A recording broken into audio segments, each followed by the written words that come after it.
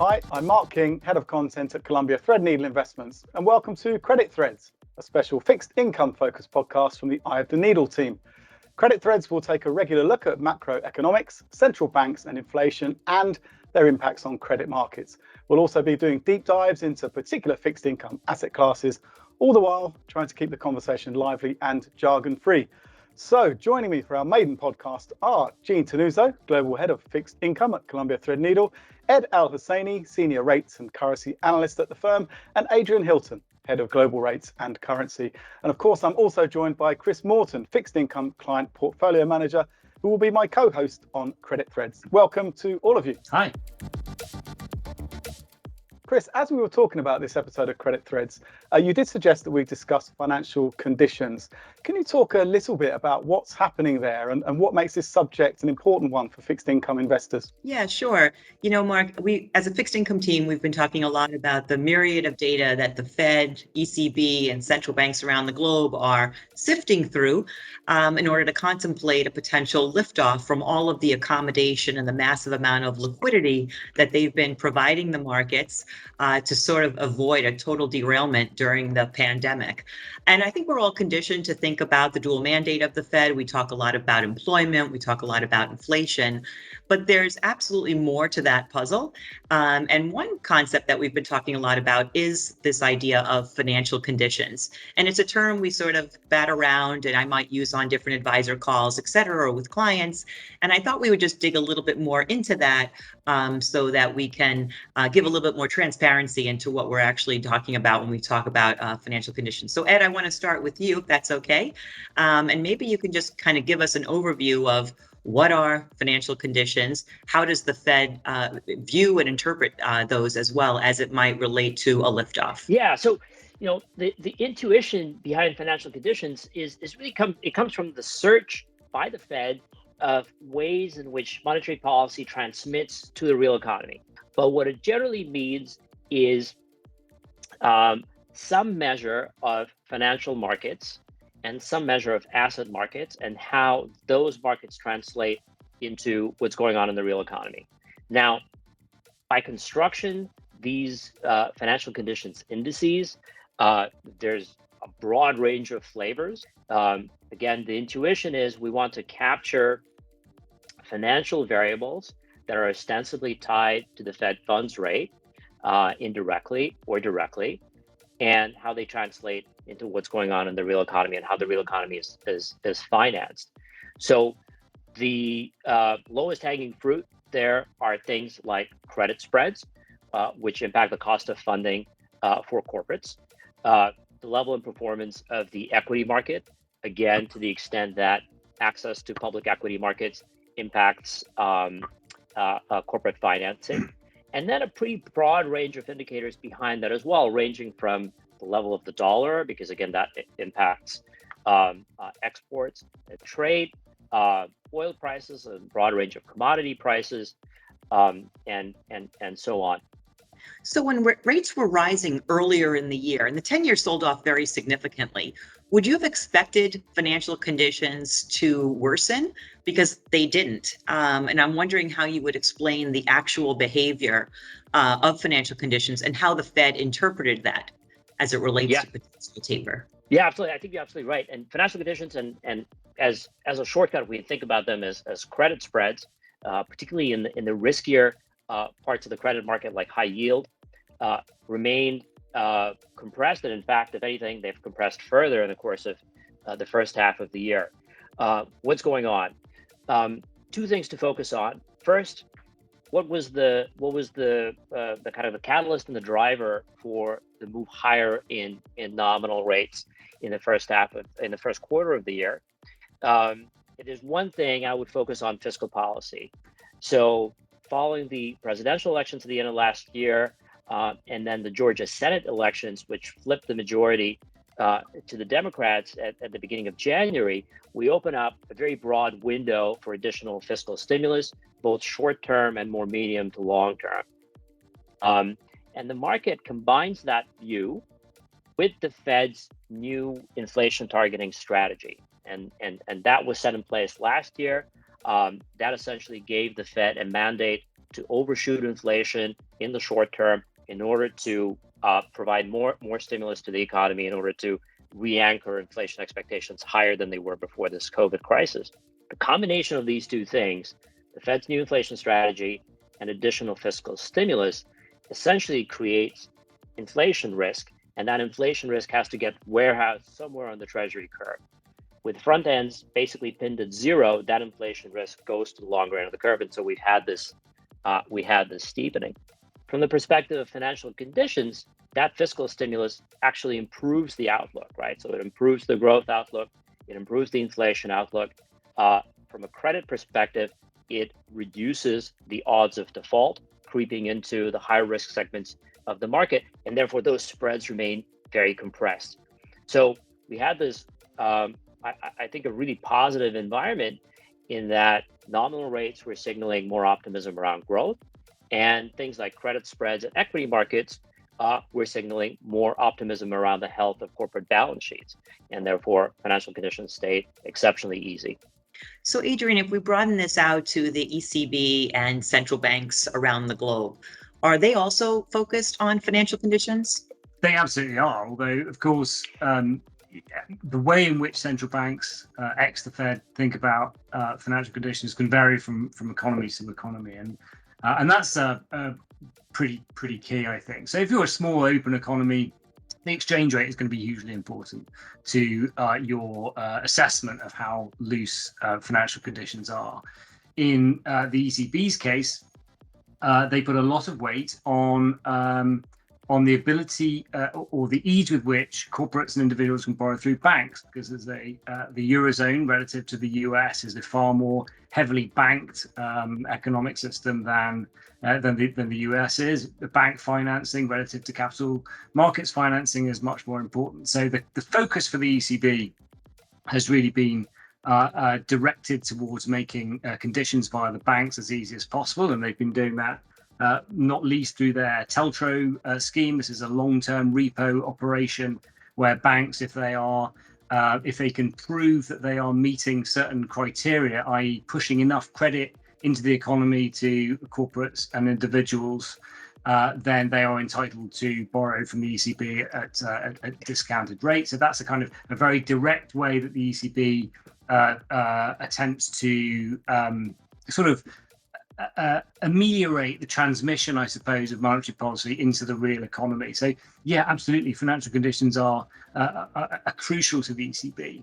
The other key difference, I think, is that in the Eurozone, although the risk-free rate, the sovereign bond rate is a sort of crucial part of how we think about financial conditions. Of course, in the Eurozone, you have 19 different sovereign bond rates. And so there's an additional complication for the ECB, which is that they got to ensure that they transmit monetary policy in an even way across the Eurozone. They need to ensure that what they are doing with the policy rate or with quantitative easing tools, unconventional or conventional measures, applies equally across the Eurozone. It's no good making financial conditions in Germany much easier, but have them tighter in Italy because the Italian sovereign bond spread over bunds has widened out. So those are the two kind of key differences, I think, for the ECB. Now, the ECB is, you could say the ECB is obsessed with financial conditions. It kind of needs to be, because unlike the Fed, the ECB has been stuck at the effective lower bound for interest rates for an extended period. So really the focus for quite a long time with the ECB, not only in crisis periods where it's really important to ensure that you don't get a kind of doom loop where banks stop lending and borrowers stop wanting to borrow, and that you don't sort of inadvertently tighten financial conditions as fiscal policy expands, so that as sovereigns start issuing a lot more debt to pay for COVID relief measures and so on, you don't have this sort of passive tightening of conditions. So, as well as those kind of crisis measures, they've also got this big problem that they've had for a number of years, which is that inflation expectations are sort of persistently in danger of de-anchoring to the downside. That's a huge risk for any inflation targeting central bank, because expectations are a fundamental part of the inflation targeting channel. And so what they're trying to do is to maintain this very easy stance with regard to financial conditions and prevent that de-anchoring as low inflation risks setting real interest rates much higher than they intend them to be. So do you think it's all interconnected? Like, will the Fed move regardless of what the ECB is grappling with and vice versa?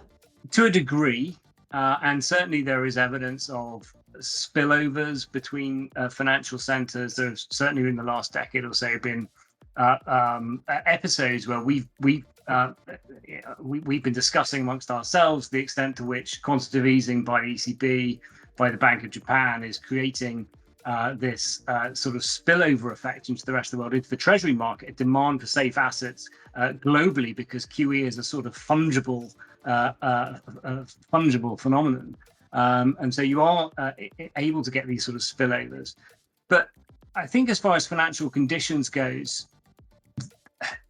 there's been a pretty stark difference over the last 18 months or so. Like you say, financial conditions got very easy very quickly in the US. We don't really see that in the Eurozone or even in the UK.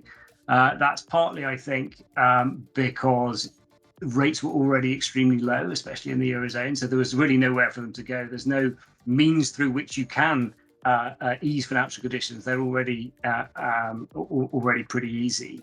And secondly, is an exchange rate phenomenon. So as the Fed cut rates hard last year, the dollar depreciated and the euro appreciated. The euro is something like 3 or 4%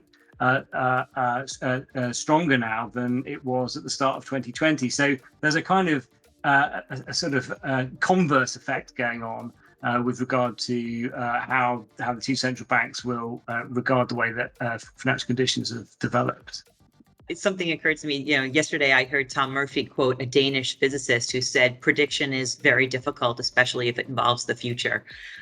So with that as a backdrop, I wanted to ask either both Ed or Adrian, what is your prediction related to, when the taper, if the taper in the U.S. will begin, ever begin? Yeah, I'll take the Fed. We are moving towards a taper of purchases. Right. And just to put that into context, it just means that the Fed's balance sheet will grow at a slower pace and then eventually stabilize at a certain level. It's not a drawdown of the size of the balance sheet or the assets that the Fed carries forward. So there'll be significant stimulative effects still coming from the Fed, even as the taper occurs. The conditions that the Fed has set for starting the taper are substantial further progress around both the inflation and the employment objective.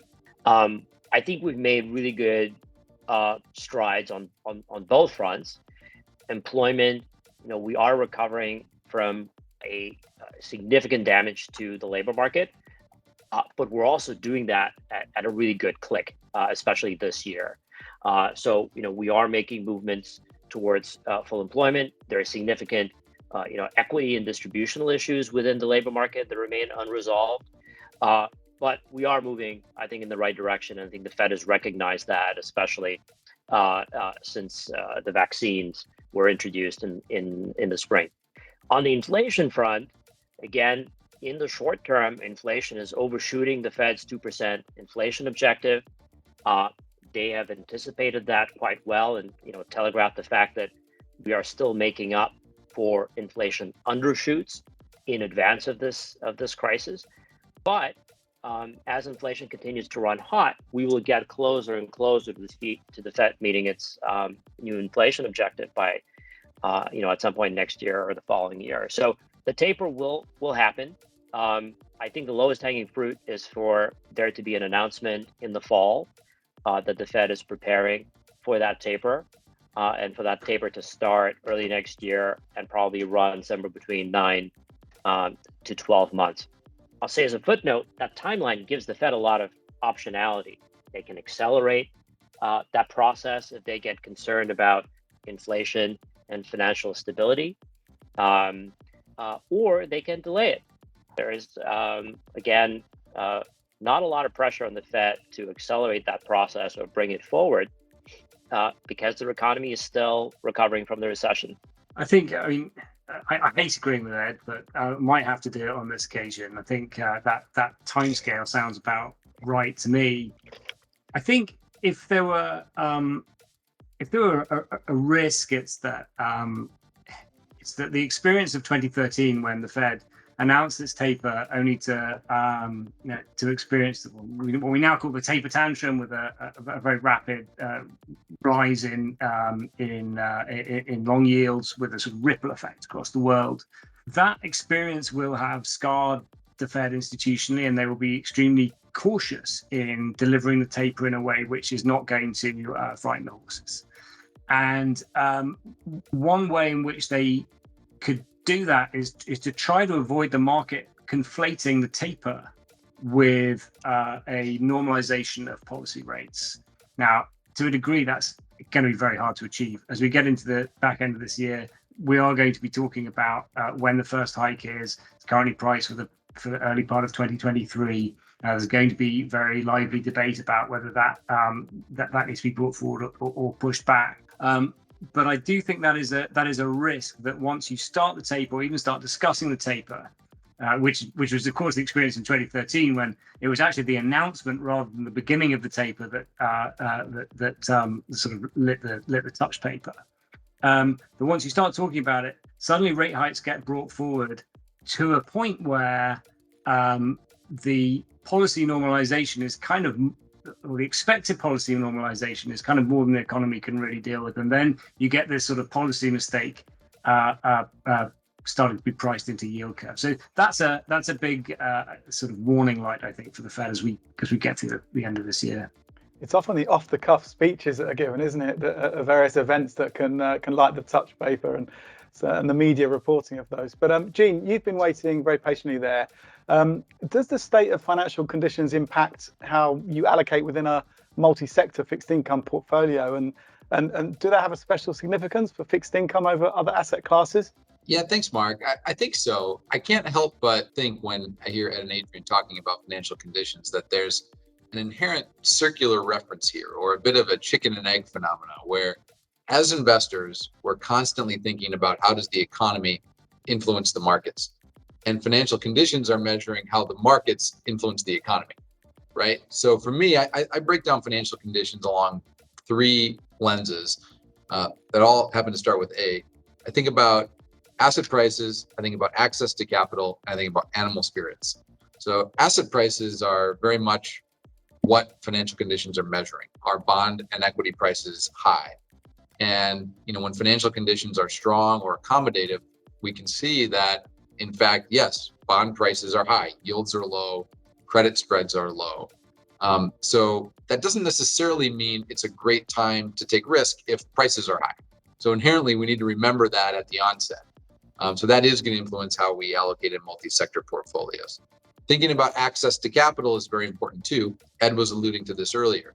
If businesses can access capital to use that for investment purposes, if consumers can access capital to buy homes and new cars, there is a demand feature there that's important. So we can't forget about that. And that does have a real impact on the economy. It can have a real impact on businesses that we can buy bonds from, or consumers that we can buy bonds related to as well. The animal spirits element is real, but probably the hardest to model. But it is something that we see when financial conditions are strong. There tends to be a self-fulfilling mechanism in which investor confidence and business confidence can increase momentum both in demand in the economy as well as asset prices. It's difficult to know what will interrupt that, but inevitably in cycles that gets interrupted as well. So we need to take these things all into consideration. And I think overall, remember, if asset prices are high, that should be a driving factor of caution in a price-centric or valuation-centric approach that we tend to have. However, there are some real fundamental underpinnings that are going to continue delivering economic strength probably for the next year and beyond. And is there special significance for fixed income when you're looking at financial conditions? Do you look at them in a different way than, say, an equity investor might? I think so. And let's take that access to capital example. And that's where I think, if we're looking at corporate bonds, or specifically the high yield bond market, where you're very sensitive naturally to companies that default. Well, if companies have access to capital, what we see today is that they've been able for the last year to borrow pretty willingly from investors in the bond market. So companies have a runway. They have plenty of cash. They have, a sort of a rainy day fund, if you will, that, they have enough cash for the next several years, even if the pandemic or other factors worsen in the economy. And so that means default rates are likely to stay low. And as we talk to our analyst team, that's consistent with their view that defaults will stay low. So I think that is encouraging, that even if we're not getting the same risk premium we were getting a year or two ago, that we're going to have a stronger fundamental environment. I would caution, though, that strong financial conditions and low interest rates cannot cure a bad business model. So inevitably, in this market, I think we need to be much more picky and focus on trying to pick those stronger companies, those stronger business models that have that sustainability and the ultimate growth, versus those that are only benefiting from the access to capital, which may be temporary. And if those business models are flawed, or perhaps they're subject to demand conditions that will be changed post-pandemic, we want to be very cautious on those type of investments. And is that true of companies, the higher rated companies, the sort of quality companies, as much as applies to the kind of higher yielding companies? It is true, although in higher quality companies, it's not so much default that you're afraid of. The question is, what are they going to do with the cash? I think companies in general are flush with cash. If we're looking at higher quality companies, the question becomes, okay, are you going to reinvest in the business? Are you going to take that cash and pay down debt? That would be music to our ears as bond investors. Or are you going to return it to shareholders through a dividend or a share buyback? And that could actually take leverage and business risk higher. So the answer to that question is critical. Where we can find examples of companies that are using that cash to pay down debt, that's actually an area we think we can focus on and profit from as those companies become higher quality. But we've seen companies going both ways this year, so it's very much a security selection opportunity for us. Yeah. A final one from me, Gene. Should individual investors think about financial conditions when they're thinking about their own portfolios, or should they ignore it as background noise, not think about doom loops and everything else we've been speaking about? Well, I think they shouldn't stress out about financial conditions as the only driver, but I think everything we've talked about today highlights that they are exceptionally important, and if for no other reason, that they are important to the central banks that are driving policy around the world. And so we need to constantly remember that point, and also remember, just in general, where are these central banks relative to their targets? Because financial conditions are not uniformly something that central banks have a mandate to keep easy. If inflation is below targets, or the unemployment rate is higher than where central banks want it to be, like we have today, then we're in a more convenient position for markets, where the incentive and the goal of the central bank is to keep those financial conditions easy and keep asset prices high. If we find ourselves in a different environment someday, where the labor market is strong and perhaps inflation is higher, we shouldn't forget that it is the objective of the central bank to perhaps tighten financial conditions. And we've learned in this call that could mean lower asset prices. So it's something that investors shouldn't forget. Which seems so important to me. No one's really talking about this. I do a ton of calls, and the primary concern is inflation as it relates to a bond portfolio. Why do you think folks aren't as focused on financial conditions? Well, I think ultimately they remember, or they sort of realize, that right now we're in that convenient stage where it is the goal of policy to be easy.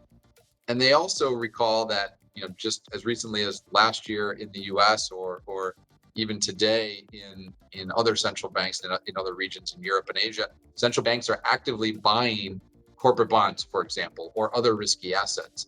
So there's a perception of a safety net that is there, and the view that it's an insurance policy that will sort of protect the downside. I think that safety net is there, but it's probably, a little bit more expensive, or a little bit more out of the money, so to speak, than investors might realize. So I wouldn't be as comfortable taking a limited risk just on the basis that that safety net is there. Well, thank you very much, Gene. That's it for this episode. Thanks to everyone, Gene again, Adrian, Ed, and Chris. Thank you for helping us launch our very first episode of Credit Threads. I think it was a hugely interesting conversation, and a subject that perhaps not a lot of people are hearing about, as Chris said there at the end.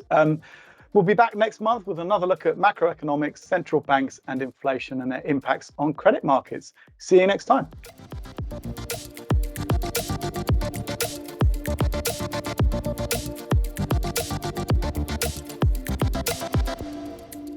Important information. This is an advertisement. This podcast is intended for informational purposes only and should not be considered representative of any particular investment. This should not be considered an offer or solicitation to buy or sell any securities or other financial instruments, or to provide investment advice or services. Investing involves risk, including the risk of loss of principal. Your capital is at risk. Market risk may affect a single issuer, sector of the economy, industry, or the market as a whole.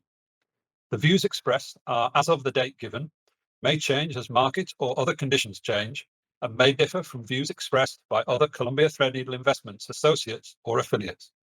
This information is not intended to provide investment advice and does not take into consideration individual investor circumstances. Investment decisions should always be made based on an investor's specific financial needs, objectives, goals, time horizon, and risk tolerance. Asset classes described may not be suitable for all investors.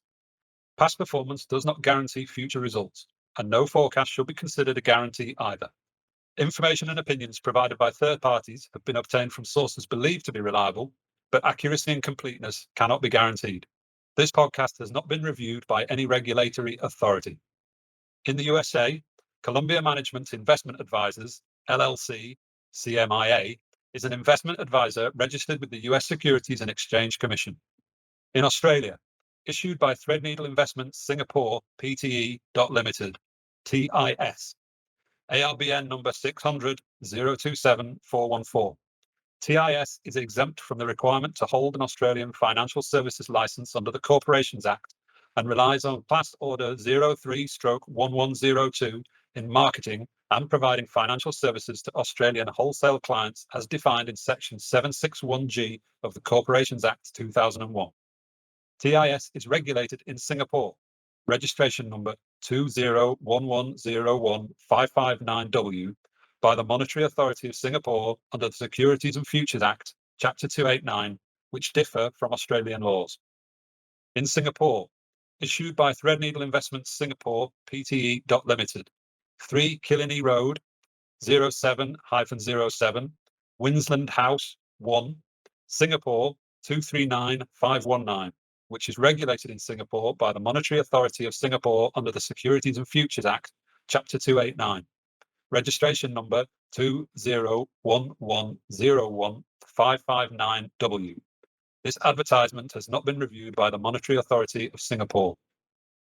In Hong Kong, issued by Threadneedle Portfolio Services Hong Kong Limited, Unit 3004, 2 Exchange Square, 8 Connaught Place, Hong Kong, which is licensed by the Securities and Futures Commission, the SFC, to conduct Type 1 regulated activities, CE AQA 779, registered in Hong Kong under the Companies Ordinance, Chapter 622, number 1173058.